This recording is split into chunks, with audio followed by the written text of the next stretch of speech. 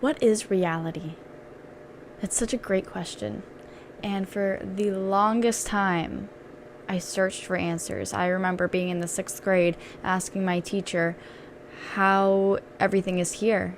And he went on to say, well, atoms, what the atoms are made of, and matter, and basically that nobody knows anything but that. But they weren't looking at all of the possibilities. They were only looking at the possibilities that seemed rational, that they could explain. But that's the thing, no one can explain reality. So because of that, shouldn't it must come from something that seems unexplainable? Really makes you think.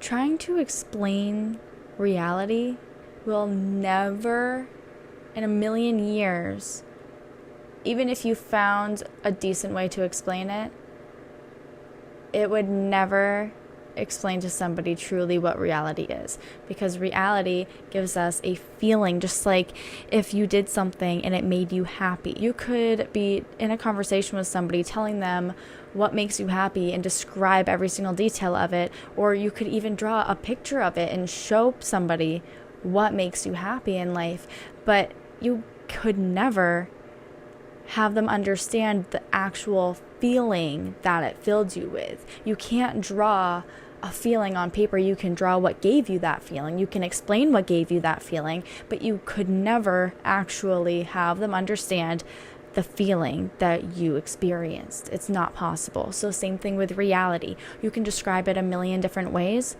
but the only way to really know what reality is by being present in it, being with the moment. Reality is everything that is going on right here, right now. It's not what happened before our lifetime, for lack of better words.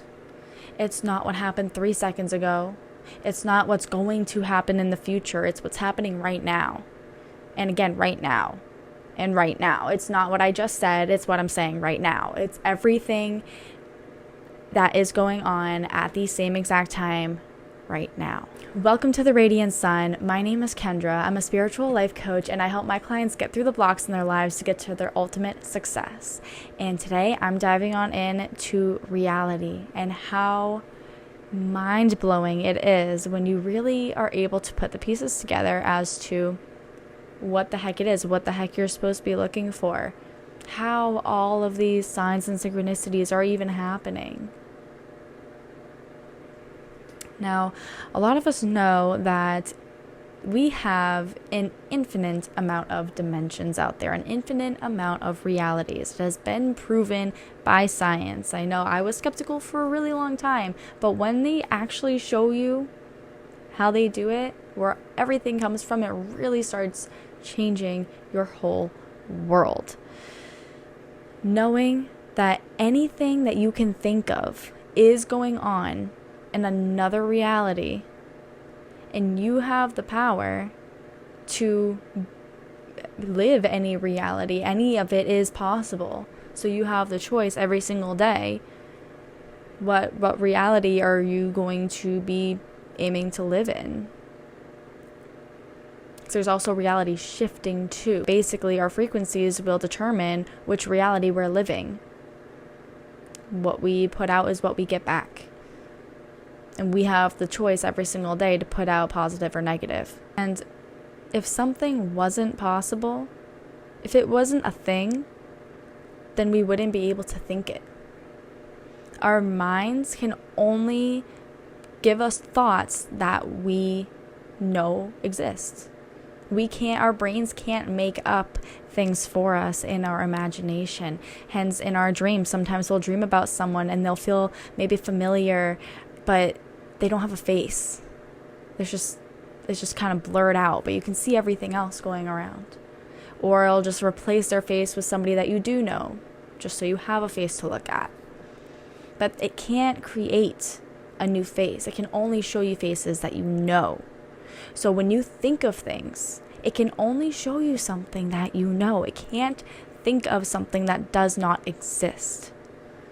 So anything that you could possibly think of is real somewhere right now in some other dimension. So when we're looking at our lives and we are expecting it to turn out one way and it doesn't, why is that? I've been daydreaming about it. I've been thinking about it. I've been putting my energy there. I've been trying to match that frequency. I'm trying to keep a positive attitude, positive mindset. But what actions are you taking? There are so many things that we can do to get towards a goal and to achieve something. But it can be so hard figuring out exactly what we're going to do, because we know that every single action that we take has its own consequence, has its own cause and effect. So it can be really hard thinking of what's the best thing to do in this situation. How do I get to where I want to be? And it's not the action that you're about to choose. Anything that you choose could be right or wrong, but ultimately lead you to where you're destined to be. And it's not always where we thought we would be. But a lot of times we end up a lot happier. If we follow what makes us the happiest to the best of our ability, we will truly be living life the way it was intended. If something isn't working out, do not force it. That's actually something that I've been having to look at more and more. I understand that if something doesn't work out, there is a greater reason for it. If I'm running late to get somewhere, I could be avoiding an accident.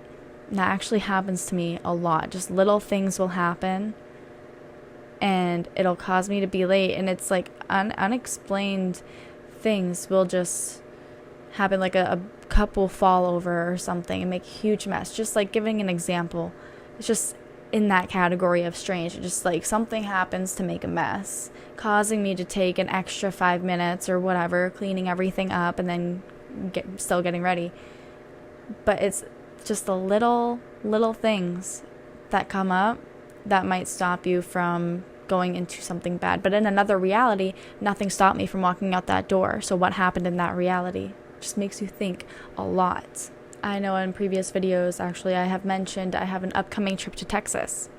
And that was a really, really, really exciting trip for me to talk about, and to even getting the plane tickets and getting everything set up. It was just so, it raised me to such a high frequency and just happiness, joy, just being proud of being able to go and do this, being proud of myself for what I've been through and what I've been doing to better myself and better my life. And it was just that way to go, like, you're doing great, you deserve this. And then something happened. I didn't want to travel alone, so I had invited someone to go with me. And life happens. They could no longer go. And I had protection on the flight tickets. So I tried to get a refund on one of the tickets. And it turns out I was just a few days late of the due date to have that request in by. It's been a ride with it, but after calling and hearing that I can't get a refund, they go talk to the manager. They say, okay, we'll give you a one-time refund because it wasn't that far from the date. And then they tell me that because I'm canceling the flight, it is a $250 cancellation fee. So I'm thinking they're going to take whatever they need to. Oh, and also I have to cancel the entire thing because I bought the tickets together. So that's 2 cancellation fees totaling $500. And I thought that, like the way they're explaining it, I thought that I was going to get my refund less the $500 for the cancellation. I figured they would just take that out of what I would have been given. That would just make sense to me. But they were talking about $500 up front before anything is initiated with my actual refund. So that was money that I was not willing to spend for a refund. And it just wasn't, it didn't feel right either. And in the end, this person refused to help me. That was me making the first call. And then I am venting to my mom. I'm very frustrated. I'm like, I know everything happens for a reason. And I feel like this is because I tried to like change things with the tickets. Like I should have just left it be, and I didn't. So I feel like it was because I was trying to control what was happening with the change in person and everything, and I was just trying to take a breather and let it be. And then my mom ended up calling just so she could understand a little better of what type of situation it was, see if she could help at all. And they also tried getting her to pay. The first one was like $350 to get the new ticket. That was the difference in airfare.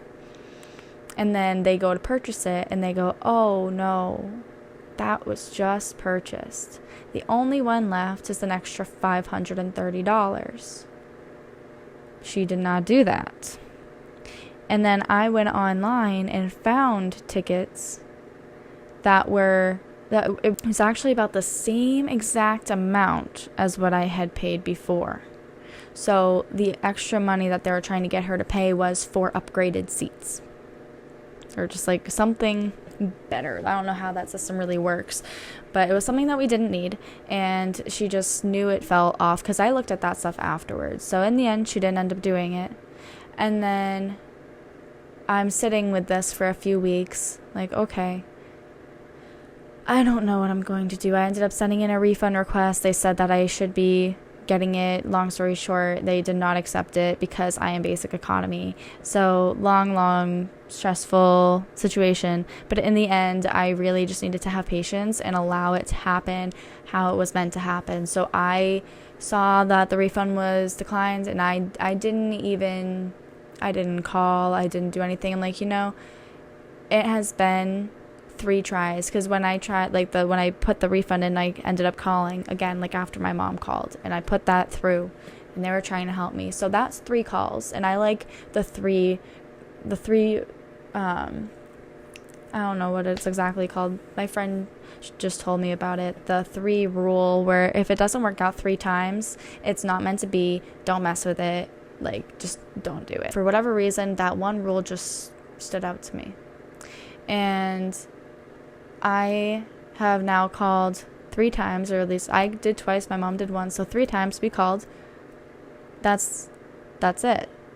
I don't think that I am supposed to be in Texas. I don't feel right. And the other night I had my mom come over to me, and she's like, hey, I talked to a family member, and this is what we think we can do for you to help you get at least your ticket so you can go. And I couldn't say anything.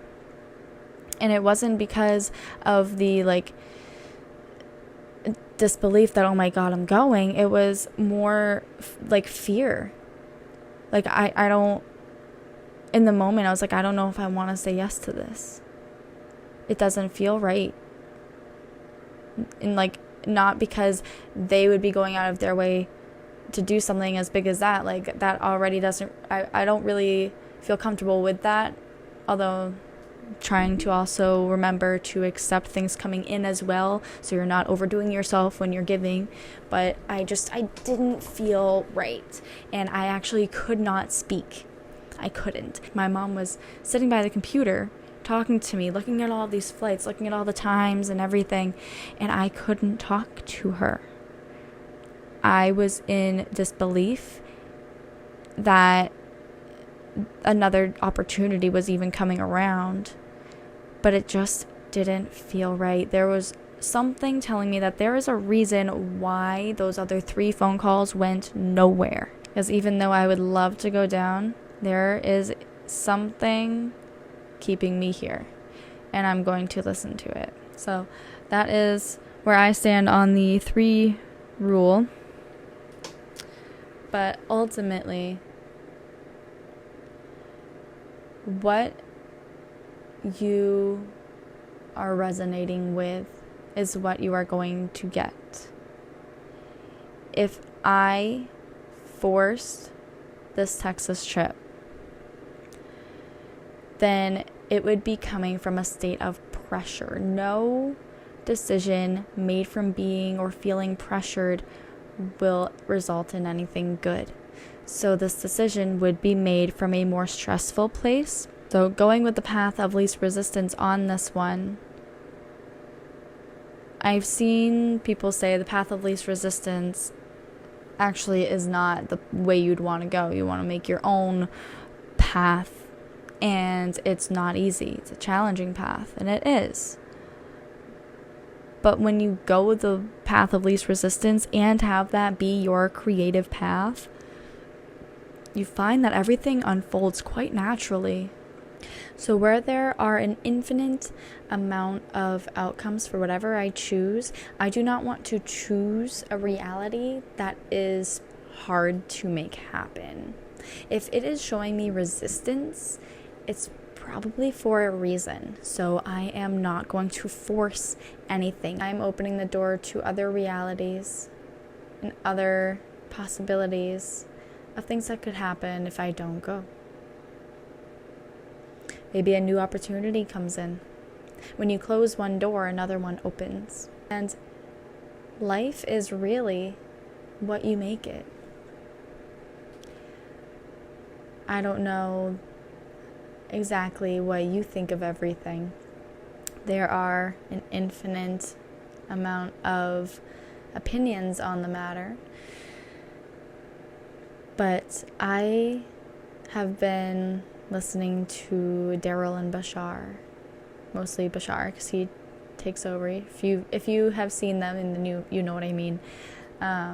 Basically, Daryl channels Bashar, and he gives some information about our reality, our planet, our world, our life, and it's been proven. They've done brain scans of Daryl before and after he does his channeling, and it changes to an entirely new personality. So when he is getting all of this from Bashar, I really consider everything he says to be true in the event that it is. And he said, there is but one particle that makes up everything. And physically, scientists can only boil it down to electrons, protons, neutrons, making up the atom. And that's as small as they can go. But the one particle makes up everything in an atom. It makes up every single thing that you look at. Every single thought that you have, it's made up of that one particle. It's the base of everything that is created. It's one particle. So if you have the power to change your reality based on how you think, how you feel, and how you act, if you listen to Joe Dispenza at all, he will clearly explain how that affects us on an astronomical level, then you know that you harness the power to live life exactly how you want to live it. And it's not by daydreaming about it that plays a part. It's not the whole thing. It's not just making the actions. Anyone can go through a course to do something. Maybe they can even pass that course, but it's how they live in that frequency. It is how they feel when they're doing that. That is what decides if they're going to make it or not. If you do not resonate with what you're doing, you are not going to excel in what you're doing. You must love what you choose to do in your life for it to mean anything. If you don't feel right, 100% right with what you're doing and how you're doing it, ask yourself, what else could you be doing and how else could you be doing it? Are you doing what you're doing because you want to be doing it? Or is it because it's something that someone told you that you should be doing? Remember, you should be doing a lot of things. You should do this. You should do that. If you should, you're going to should all over yourself. It is not about what you should be doing. It's what you feel right doing. It's what you feel happy in doing. We are all one note in the symphony of the universe. And really think about that. Every single person has their own frequency that they give out. So in a sense, you are playing a unique musical note. And when we vibrate together, we create a beautiful symphony, and it is the song of the universe. Be true to yourself forever and always, and you will get to where you're meant to be. Hopefully in your future, you're also seeing more of these videos. If you would like that, please be sure to like and subscribe, and I'll catch you in the next one. Peace out.